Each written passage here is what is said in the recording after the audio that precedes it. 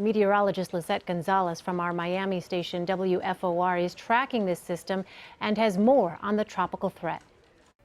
Well, Elaine, tropical depression number 9 is threatening the Gulf Coast of Florida, and tropical depression number 8 off the North Carolina coast.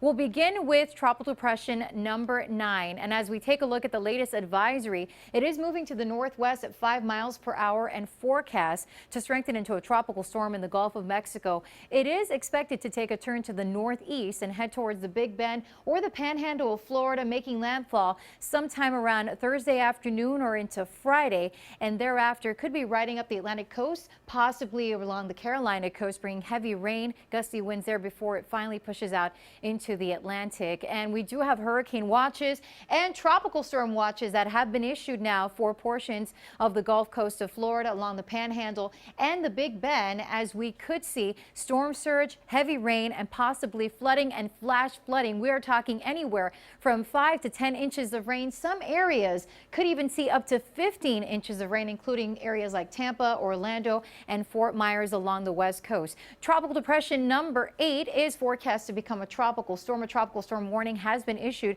for portions of the North Carolina coast. Right now, it is moving to the north-northeast at 5 miles per hour, max sustained winds of 35 miles per hour. We're talking rough surf, rip currents, heavy rain, and gusty winds along the outer banks of the Carolina coast before it finally pushes out into the open waters of the Atlantic and moves towards the north and east. And we are also watching a few areas in the Pacific, Elaine. And Lissette, what is the latest on those 2 hurricanes in the Pacific heading toward Hawaii? We have a Category 3 Hurricane Madeline, and we also have a Hurricane Lester, Category 3 as well.